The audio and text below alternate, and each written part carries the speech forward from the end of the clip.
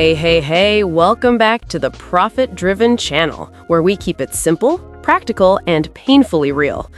So, quick question. Have you ever watched someone in your office do the bare minimum, but somehow they're the one everyone listens to? Meanwhile, you're working hard, delivering results, and still you're invisible? Yeah, that's not your imagination. That's status, the invisible ladder. Today is part 2, and this is where we get very practical. Because last time we talked about how status works, but now we're connecting it to what businesses actually care about. Productivity, performance, culture, staff turnover, growth, and yes, profit. Because status isn't just social stuff. It quietly determines how fast decisions happen, whether people speak up, whether mistakes get fixed early, whether good talent stays, and whether your company grows or bleeds. I'm Maya, your host, and Wyatt is here with me to help explain the awkward stuff we all feel but don't know how to name. Wyatt, welcome back. Maya, thanks for having me. And yeah, this episode is where people start realizing, oh, this isn't drama. This is operations. Exactly. Okay, let's do a quick recap so nobody feels lost. Wyatt, give me the 1-minute refresher. What is status again? Status at work isn't your title. It's how much the room pays attention to you, respects your judgment, and lets your words turn into action. If people pause when you speak and your ideas become decisions, you've got status. If you're ignored, interrupted, or only heard when someone repeats you, your status is lower, even if you're competent. Ooh, that someone repeats you thing? Painful. Okay, what's the big thesis for part 2? Here's the core. Status dynamics become business outcomes. The way power flows determines how people behave under pressure, whether they speak up, hide mistakes, share ideas, or play it safe. Prestige-driven cultures produce truth, learning, and fast execution. Dominance-driven cultures produce fear, silence, and yes people. So we're basically saying you can literally measure status problems in money. Yeah, we're measuring speed, quality, retention, customer impact, and profit because internal fear and confusion always leak into slow delivery, rework, and customers feeling the mess. Okay, good. Now we go practical. Let's talk about decision speed first. Why do some companies make decisions fast and others take 6 months to decide a pen color? Because decisions don't move at the speed of logic. They move at the speed of status. The people with real status can say, go, and work starts immediately. And sometimes the most damaging power isn't deciding, it's stalling. Someone with high status can slow everything down just by withholding approval or planting doubt. So you're saying one big person can quietly freeze the whole company? Exactly. That's where decision bottlenecks come from. Too many approval layers or hidden power centers. The official approver might not be the real one, so teams chase invisible permission, a gatekeeper, a senior influencer, or the person who controls budget. Ah, so that's why everyone's always like, let me first check with so-and-so, even when so-and-so wasn't in the meeting. Yep. And then meetings become theater. People talk, but the real decisions happen elsewhere. Private chats, WhatsApp groups, hallway talks, or quick calls. You leave with great conversation, but no action. Okay, and what's the cost? Because people think slow decisions are normal. Slow decisions kill momentum and compound cost. Missed opportunities, delayed launches, wasted labor in alignment meetings, and a lot of rework. By the time approval comes, the context changes, so teams redo work. Over time, people learn helplessness. They stop proposing ideas because nothing moves. That's painful and real. Okay, fixes. Give us the practical tools. Okay, 3 fixes and I'll make them super clear. 1, clarify decision rights using RACI or DRI, so ownership is clear and decisions don't float around. RACI stands for responsible, accountable, consulted, and informed. It's basically a simple map that prevents everyone thought someone else was deciding. Responsible is a person doing the work. Accountable is the one who makes the final call. Consulted are the people you must get input from. And informed are the people who just need updates. When RACI is clear, decisions stop getting stuck in confusion and stop turning into political wrestling matches. Okay, so this is how you stop that, wait, who approved this thing?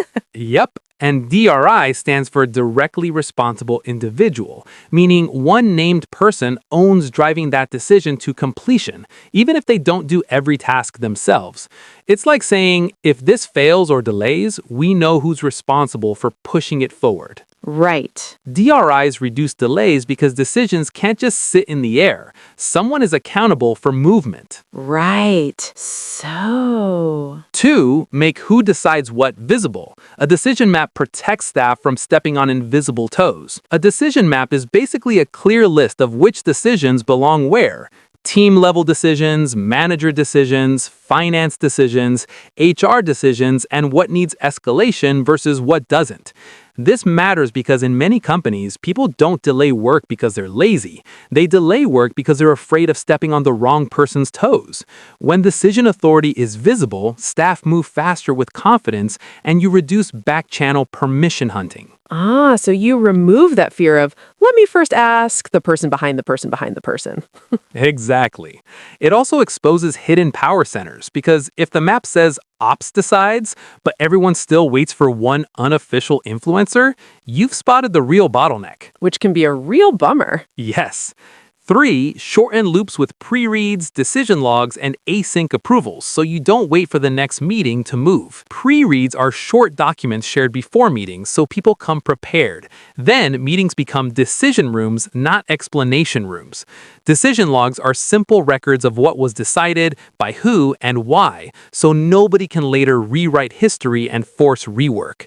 And async approvals, meaning approvals done asynchronously through email, Slack, Teams, or a workflow tool, stop you from waiting a whole week just to get a yes. So basically, stop using meetings as traffic jams. Use them like fast lanes. Exactly. When you shorten loops, you protect speed. And speed is profit because faster decisions mean faster execution, fewer delays, and less wasted labor. So the goal is less guessing, less permission hunting, more movement. Exactly. Okay, this one is big. Psychological safety. People act like it's soft, but you're saying it affects profit. It does. In dominance cultures, truth disappears. People learn, don't say what will get you punished. That truth loss becomes expensive because the company starts making decisions on incomplete information, and small problems quietly grow into big disasters. So fear doesn't remove problems, it just hides them. Exactly. Fear kills reporting. Errors get covered, risks get ignored, and fraud can grow because people stop asking questions. In extreme cases, fear-based cultures create protected individuals. Nobody challenges them, so bad behavior survives. So fear doesn't remove problems, it just hides there. Exactly. Fear kills reporting. Errors get covered, risks get ignored, and fraud can grow because people stop asking questions. In extreme cases, fear-based cultures create protected individuals. Nobody challenges them, so bad behavior survives. Okay, what about the silence tax? That one sounds like money already. Silence tax is the cost of what your team doesn't say. Ideas, warnings, improvements, they hold back because it feels unsafe or pointless. When employees stop suggesting better ways, innovation slows, mistakes repeat, and everyone keeps doing work the old way. And safe to speak teams? They catch problems early when it's still cheap. People raise risks sooner, ask for help earlier, challenge bad decisions before money is wasted. That improves quality, reduces rework, prevents incidents, and improves customer outcomes. Okay, give leaders the fixes, quick. All right. 3 practical fixes that create psychological safety without lowering standards. First, leader scripts that invite truth. This is the fastest culture hack because leaders set the emotional weather with a few repeated phrases. When you say, "What am I missing?" you're telling the team, "I'm not pretending I'm perfect. Bring me reality." And when you ask, "Where could this fail?" or "Tell me the risk early," you're basically giving people permission to speak up before things go wrong without fear of being labeled negative. So instead of people hiding issues, they feel like, okay, the boss actually wants the truth. Nice. Exactly. And it matters what you do next. If someone gives you bad news and you explode, you just train the whole team to go silent. But if you stay calm and curious, you train honesty. Second, reward bad news early. Praise the reporting behavior, not just the final success. Most leaders accidentally reward hiding problems because they only celebrate good outcomes. So people learn, if it's bad, don't mention it until I fixed it. But the real professional move is early reporting. You praise it like, thank you for flagging this early. This saves us time and money. That one sentence teaches the culture. Truth is protection, not punishment. Oof, because some managers only clap when it's good news, so people become performers. Exactly, performers, not problem solvers. Rewarding early warnings turns a team into a risk detection system instead of a fear system. Third, no public shaming. Correct privately, coach publicly on process. Public humiliation doesn't just hurt one person, it scares everyone watching. It teaches the room, if you make a mistake, you'll be used as an example. That's why teams stop speaking. So you correct individuals privately with respect, but you coach the team publicly on the process, what we learned, what we're changing, and how we prevent it next time. That keeps standards high and keeps dignity intact. I like that. High standards without humiliation. Okay, good. Yeah, because the goal isn't to make people comfortable. The goal is to make people honest. And honest teams outperform scared teams every time. All right, productivity. Why do teams feel busy but still not moving? Because a lot of low productivity isn't laziness. It's people spending energy managing status instead of doing the work. Politics, self-protection, and fear of the wrong person becomes a daily tax. The team looks busy, but the output is low. So you're saying the workplace becomes a survival game, not a work system. Exactly. Time sinks show up as rumor control, defensive documentation, covered yourself emails, and rework when power shifts change priorities. Then there's unpaid leadership. Fixers carrying everything quietly, becoming unofficial managers without authority or support. That fixer one is usually the nicest person in the office. Yeah, and they burn out first, and micromanagement makes it worse because dominance leaders control methods, not outcomes. People stop thinking, stop owning, and start waiting for instructions. So what do we do? All right, here are the practical fixes to remove that hidden status tax and get real productivity back. First, workload visibility and ownership boundaries, so fixers aren't quietly carrying the company. You want the work to be visible. Who owns what, what's urgent, what's blocked, so the same reliable person doesn't become the unpaid engine for everyone else. In a lot of teams, fixers get punished for competence. The more they solve, the more people dump on them. So you set ownership boundaries, like, this is mine, that's yours, and here's what I can support versus what I can't take over. Visibility plus boundaries turns productivity into a system, not a personality trait. Yep, because some people's job title is everyone's emergency contact.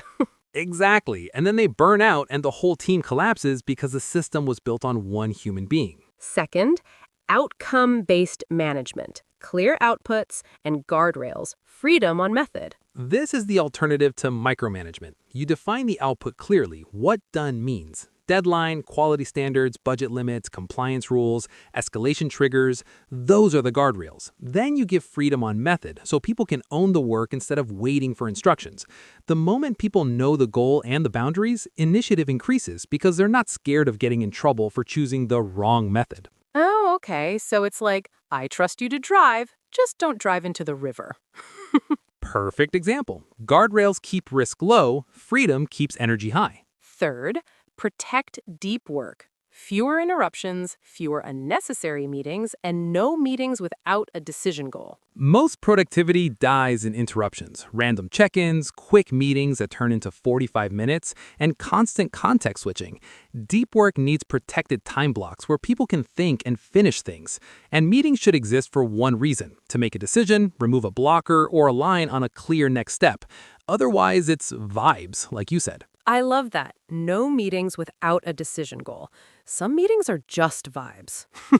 Exactly. If you can't answer what decision are we making, then you probably don't need a meeting. You need an email, a message, or 5 minutes of clarity. Okay, why do some teams win even when they don't have the best people? Because prestige cultures scale competence, dominance cultures scale compliance. In prestige cultures, people rise by being useful, accurate, reliable. So learning spreads, standards rise, and the team gets better over time. In dominance cultures, people rise by staying safe and loyal. So the team gets good at obeying, not performing. And that creates yes people. Exactly. Dominance punishes disagreement, so people nod in meetings and then quietly struggle, hide mistakes, or work around bad decisions. And correction immunity becomes a quality risk. If certain people can be wrong without being challenged, the organization's quality control is broken. So what's the fix? Yeah, three things, and these are the ones that quietly turn a good team into a high-performing team. One, a challenge protocol. Make respectful dissent normal. You don't want disagreement to feel like rebellion. You want it to feel like quality control. So you build a simple habit. Someone must ask, what would make this fail? Or what's the risk we're ignoring? That one question protects the business because it forces the team to test ideas before reality does it in a painful way. So it's like, let's break it in the meeting before the customer breaks it. Exactly. And it also reduces ego fights because the team learns challenging isn't disrespect, it's responsibility. 2, postmortems without blame with accountability. Learn without shame. After a failure, you review the system like detectives, not like judges. You ask, what happened? What signals did we miss? What assumption was wrong? What process failed? Then you still keep accountability. If someone was careless, you address it, but you don't turn it into humiliation. Because once postmortems become shame sessions, people start hiding mistakes instead of learning from them. Oof, because some teams do postmortems and it's basically public execution. Exactly. And then the organization loses truth again. Real postmortems make the process stronger, not people quieter. 3, separate status from truth. Judge ideas by evidence, not rank. This is where companies either grow or stay stuck. If the highest status person is always right, the company becomes blind because reality doesn't care about rank. So you anchor discussions in evidence, data, customer feedback, experiments, clear criteria, and documented reasoning. When people see that truth wins, no matter who says it, quality rises fast and politics drop. Okay, good. This is like making truth a system, not a fight. Exactly. When truth is a system, people don't need to fight for it. They just follow the process and performance improves automatically. Now, retention. People always say nobody wants to work, but I'm like, maybe nobody wants to be disrespected?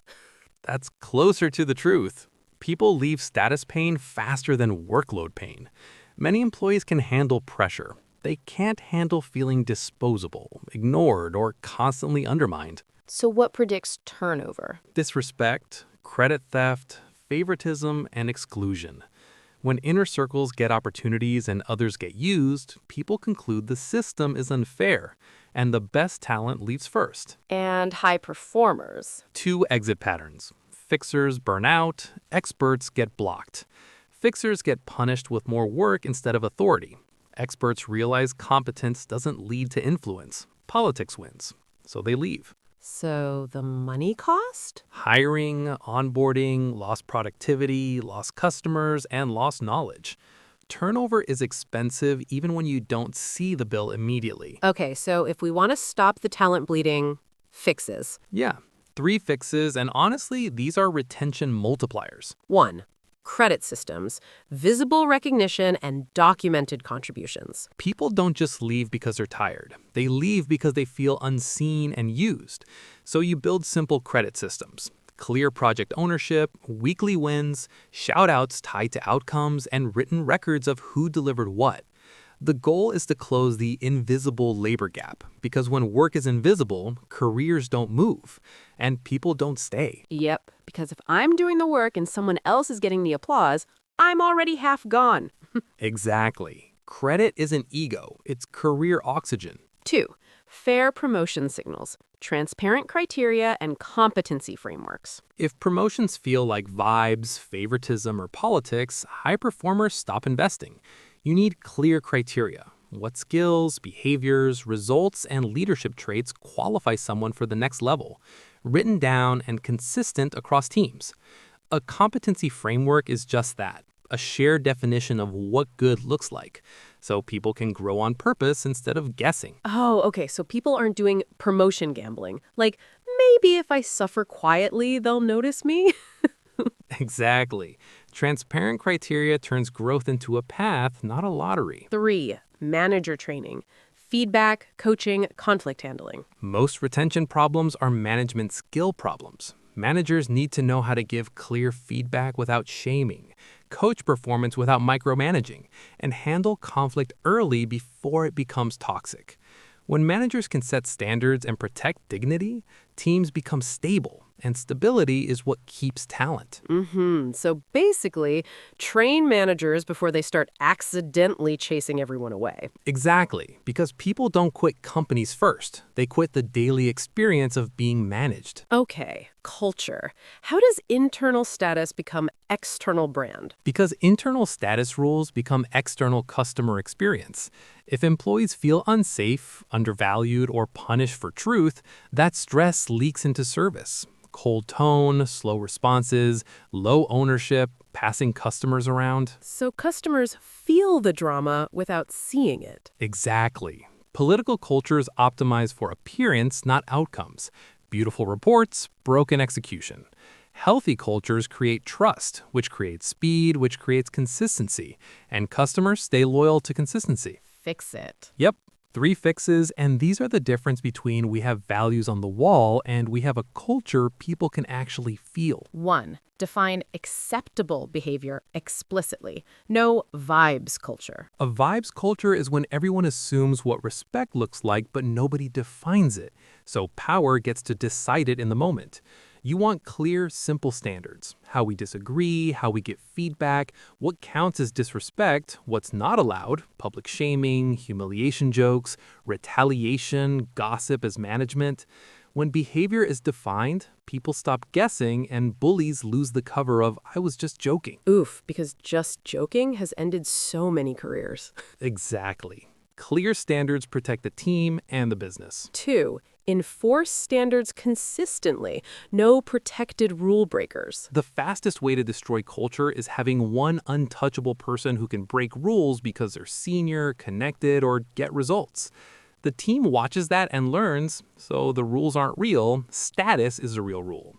Consistent enforcement rebuilds trust because people see fairness isn't negotiable. Yup, the star performer who's also a bully, that thing ruins everything. Every time. Because it teaches good people to either become quiet or leave. 3. Link values to real consequences. Hiring, promotion, exits. Values are only real when they change decisions. If someone gets promoted while violating the culture, your values become a joke. So you hire for values, promote people who live them, and exit people who repeatedly break them, no matter how important they seem in the short term. That's how you build a culture that scales. Behavior stays stable even as the company grows. Oh, okay, so values aren't motivational quotes, they're enforcement. Exactly. Values without consequences are just branding. Values with consequences become culture. All right, money time. How does status decide whether a company grows or bleeds? Because it determines whether the company learns or hides reality. When status rewards truth, the company improves fast. When status rewards fear and loyalty, the company pays again and again for the same mistakes. All right, Wyatt, break down the profit links. Make it painfully clear how this becomes money. Okay, let's connect the dots. Faster execution equals faster revenue. When decisions move fast, projects ship faster. Sales cycles don't stall and launches hit the market on time. So money comes in sooner. Slow, status-heavy companies lose revenue in 2 ways. They miss opportunities and competitors move first. Speed isn't just nice. Speed is literally a revenue advantage. So it's like if your internal approvals are slow, you're basically donating customers to your competitors. Exactly. Fewer errors or fraud equals less cost leakage. In fear cultures, people hide mistakes and risks, so small issues grow into expensive disasters. Rework, refunds, legal problems, compliance fines, customer churn. And fraud loves silence because nobody wants to challenge protected people or ask uncomfortable questions. A truth-friendly culture is a cost control system. Problems get caught early when they're cheap. Oh, okay, so psychological safety is basically stop paying for the same mistake 10 times. Perfect. And also stop losing money through hidden damage. Higher retention equals lower replacement costs. Every time a good employee leaves, you pay multiple times. Hiring cost, onboarding time, lost productivity, and the loss of knowledge that only existed in their head. Plus, teams get disrupted. Managers spend time recruiting instead of leading. And sometimes customers leave because the relationships break. Retention is one of the cheapest profit strategies because replacing talent is expensive. Yikes. So turnover isn't just HR's problem, it's a profit leak. Exactly. Quiet but massive. Better collaboration equals better product and service. Teams that trust each other share information faster, coordinate better, and solve problems without politics. So customers get consistency. And consistency is what customers pay for. Reliable delivery, clear communication, fewer handoffs, fewer "let me check and get back to you" delays. Collaboration turns into quality, and quality turns into revenue, loyalty, and referrals. So basically, healthy status systems don't just make people happy, they make companies win. Exactly. That's the point. Status isn't social drama, it's operational reality. And operational reality always shows up in profit. And the toxic profit illusion? Fear can squeeze short-term output, but it creates long-term collapse. Burnout, turnover, quiet sabotage, poor quality, hidden risks, lost innovation. Fear is a productivity loan with brutal interest. Frameworks. Build a prestige-based system, reward problem-solving and integrity, promote calm leadership and competence, protect truth-tellers and high performers, and create accountability for power, decision logs, measurable outcomes, and review cycles. Okay, leaders want tools, not theory. Give us the checklist. All right, here's the Status-to-Results Toolkit. Simple, usable, and it works even in messy organizations. 1. Meeting reset. What decision, who decides, by when? Before any meeting starts, ask those 3 questions out loud, because if you can't answer them, the meeting is basically a talk show. What decision are we making forces clarity. Who decides prevents fake consensus and hidden vetoes. By when kills endless discussion and turns talk into movement. Some meetings really are just group therapy with PowerPoint. Exactly, and that's expensive. 2. Credit and visibility. Track contributions, close the idea theft loop. Make ownership visible. Who proposed the idea, who's leading the work, who delivered the result. And when someone repeats another person's idea, close the loop in real time. Great, let's build on Maya's idea. Maya, can you draft the next steps? That one line reduces resentment, improves trust, and stops the silent exit of high performers. Yep, because idea theft makes people emotionally resign before they physically resign. Exactly. 3. Safe dissent. Disagree and commit. Respectful challenge. You want disagreement to be a process, not a fight. Encourage respectful challenge with prompts like, what's the risk? What would make this fail? What evidence supports this? Then, once the decision is made, everyone commits. No sabotage, no grumbling politics. That's how you get truth and speed. So we debate like adults, then we move like a team. Perfect. 4. Boundary protection. Stop exploiting fixers. Resource work properly. Fixers are gold, but many companies treat them like free emergency services. Don't. Rotate load, share responsibility, and reward reliability with authority, pay, or clear support, not just more problems. If you keep draining your fixers, you're basically eating your future to survive today. Oof, the best people get punished with more work. That one hurts. And it kills retention. 5. Gatekeeping break. Multiple access routes, transparency. If one person controls information, approvals, or access to leadership, they can silently block progress and control outcomes. So create multiple channels, shared docs, decision logs, open project boards, clear escalation paths, and direct relationships across departments. Transparency doesn't just feel nice, it prevents invisible power from hijacking execution. So you're basically removing the one human bottleneck system. Exactly. Bottlenecks are expensive. 6. Enforcer control. Stop humiliation and fear management. If someone uses public shaming, intimidation, sarcasm, or fear-based leadership, they're not building performance, they're building silence. Set a hard rule, correct privately, coach publicly on process, and don't allow humiliation as a management style. Because fear gives you short-term compliance, but long-term it destroys truth, quality, and talent. I like that. High standards, no bullying. Exactly. The goal is not softness. The goal is honesty and execution. If you do just 2 of these, your culture shifts. If you do all, your company becomes dangerous in a good way. Exactly. All right, let's do quick cases. Real life, no sugarcoating. Perfect. 3 cases you'll recognize immediately. Case 1, dominance manager, high turnover, slow execution. Okay, paint the picture.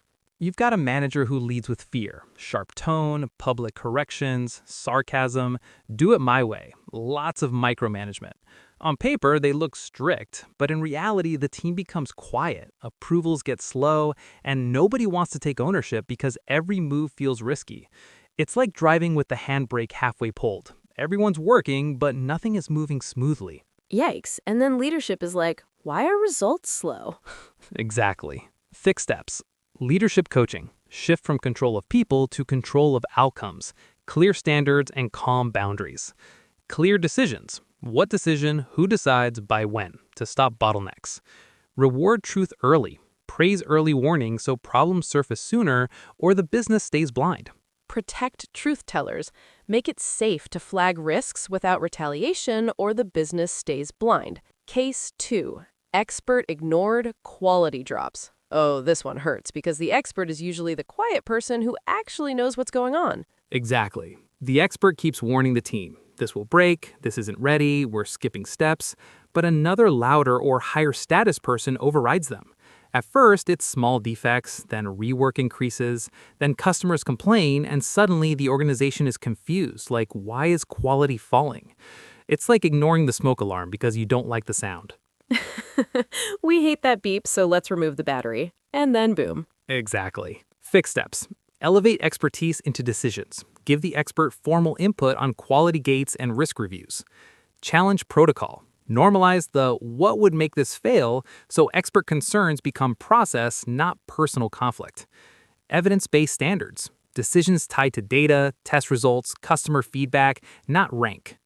Credit competence. Publicly recognize expert contributions so prestige rises and the culture learns what the company truly values. Case 3. Connector runs everything. Politics explode. Okay, this is the WhatsApp government one. Yes. The connector controls information, access, invitations, side chats, so decisions happen privately and the official system becomes a performance. People start feeling excluded, favoritism accusations rise, and confusion spreads because nobody knows what's real anymore. It's like an office with no lights. Everyone's bumping into each other and blaming each other. And the connector's just standing there like, I don't know why people are stressed. Exactly. Fix steps. Decision logs. Record what was decided, by who, and why, so power can't hide.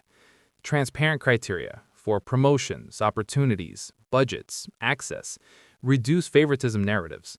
Multiple access routes. Share channels, open updates, clear escalation paths, so one person can't block the flow. Those 3 cases are basically half the internet. Honestly, yes. And the good news is, these aren't personality mysteries, they're system problems. Fix the system and the outcomes change. Before we get to the most fun part, quick one. I'm seeing that about 90% of you watching haven't subscribed yet. If these conversations help you think clearer, lead better, or avoid costly mistakes at work, hitting subscribe is the simplest way to support the channel. It takes 1 second, it costs nothing, and it tells YouTube, show this to more people who need it. And if you don't like it, please suggest in the comments section how we can improve. All right, subscribe real quick and let's get into the good part. All right, Q&A time. And guys, the inbox is hot. Managers, HR, team leads, employees, everybody is basically saying, okay, Maya, how do we actually use this to grow the company? Good, because this is where theory turns into tools. Susan, a manager from LA, USA, how do I reduce fear without losing control? I don't want chaos. Susan, think of it like driving. Removing fear isn't removing brakes, it's removing panic. You keep control by making expectations clear. Outcomes, deadlines, and guardrails. Then you invite truth with questions like, what's the risk? And what am I missing? You're not losing authority. You're upgrading from policing to steering. So it's less, I'm watching you, and more, we're driving to a destination. Okay, good. Jamal, a team lead from DC, USA, My team avoids bad news until the last minute. How do I fix that fast? You reward the timing of truth, not just the result. Start praising early warnings like you praise wins. Like, thanks for raising this early. This saves us money. It's like smoke alarms. You don't punish the alarm for making noise, you thank it for preventing a fire. Do that repeatedly and reporting becomes normal. And HR, Angela from London, says, how do we remove protected bullies without the company exploding politically? Treat it like a compliance issue, not a personality fight. Document patterns, tie behavior to a written standard, and apply progressive consequences consistently. The key is removing the special rules feeling, because protected bullies survive on exceptions. If you handle it like process and risk management, not gossip, you reduce drama and increase fairness. So basically, stop making it emotional, make it procedural. Manager Carlos from New York says, meetings drag forever. How do I speed decisions without excluding people? Carlos, I feel you. Split discussion from decision. Use pre-reads for input. Then meetings are for choosing. Start with, what decision are we making? Who decides? By when? That's like putting a timer on a leaking tap. Without it, you'll keep flooding. People still get heard, but the meeting becomes a decision engine, not a talk show. Tasha, an operations lead from Texas, says, we have too many approvals. Everyone is afraid to act. What's the fix? You need a decision map. What teams can decide without escalation, what must be escalated, and what needs only notification. Too many approvals is like adding extra padlocks to a door. Eventually, nobody enters. Reduce approvals for low-risk work and only gate high-risk decisions. Speed rises, mistakes don't spike, and ownership returns. HR People Ops Megan from Nevada says, our turnover is high. Exit interviews say management, but it's vague. How do we diagnose the real cause? Ooh, turnover can taint the company image seriously. Here's the thing. Track status cane signals. Credit theft, favoritism, public shaming, constant interruptions, unclear growth paths. Ask specific questions like, do you feel safe disagreeing? Do you get recognized fairly? Is feedback respectful? Vague complaints become measurable patterns when you name the behaviors. So stop asking, are you happy, and start asking what happens daily. Manager Kofi from Accra, Ghana, says, my staff are loyal, but performance is low. How do I raise standards without killing morale? There's loyal out of fear and loyal out of prestige. Which one is it? When you answer that question, I recommend raising standards through clarity, not threats. Define done with examples, coach gaps privately, and praise improvement publicly. Think of it like sports. Strict coaching works when the player feels the coach is for them, not against them. High standards plus dignity equals long-term performance. Team lead Aisha from Nairobi, Kenya, says, ideas don't flow. People wait for me to speak first. How do I build initiative? Aisha, change the meeting structure so initiative is built in. Start with, I'll speak last, give me your first draft opinions. Then reward contribution, not perfection. It's like training wheels. At first, people need permission, then they gain confidence. If you always speak first, you accidentally teach dependence. Ooh, I'll speak last. That's powerful. David, a regular employee from Liverpool, says, how do I survive a dominance culture without becoming a target? David, stay calm, document facts, and reduce emotional exposure. Build quiet allies and communicate in writing for clarity.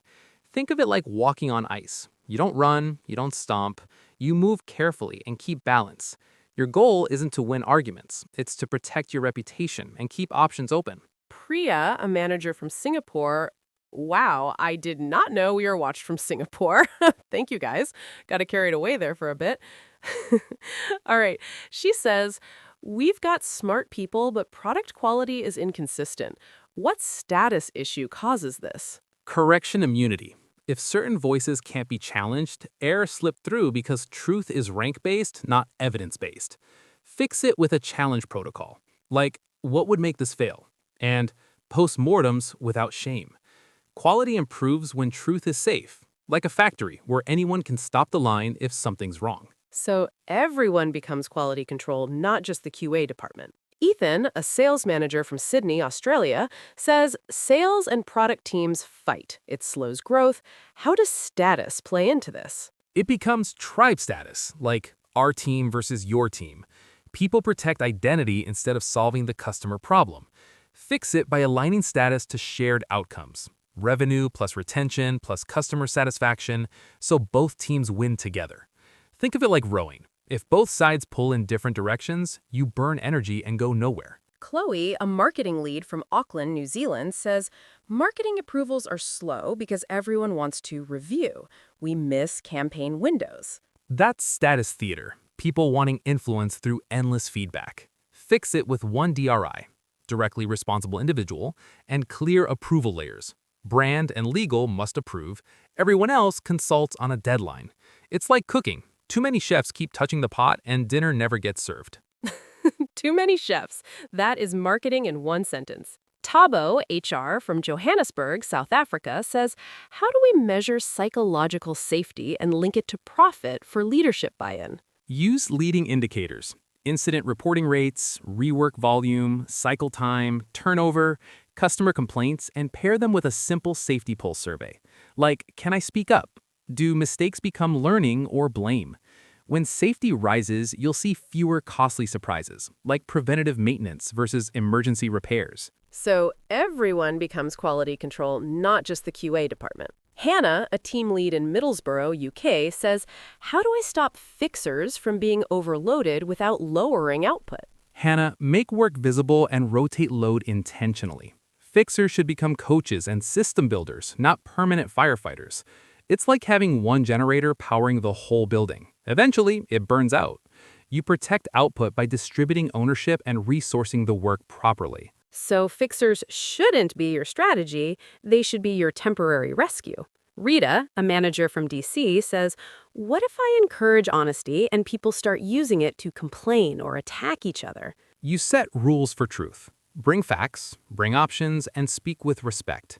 Honesty without structure becomes noise. Honesty with structure becomes intelligence. Think of it like water. Without pipes, it floods. With pipes, it powers cities. You're not inviting chaos. You're installing a system for reality. Okay, that analogy is clean. Water with pipes. Love it. And now the most important question of all. Do snacks increase status? Briefly, yes. Snacks by goodwill, not influence. If you bring donuts and deliver results, you're a legend. If you bring donuts and contribute nothing, you're just the snack department. Don't be the snack department, guys. All right, to wrap this up. Status isn't social drama, it's operational reality. It shapes decision speed, quality, truth, retention, customer experience, and profit. Build a prestige-based culture. Competence, fairness, calm boundaries, where truth is safe and results are rewarded. That's how you get faster decisions, better performance, lower turnover, stronger customer loyalty, and higher profit. Wyatt, thank you so much. Thank you, Maya. This was fun. And honestly, if leaders get this right, everything improves.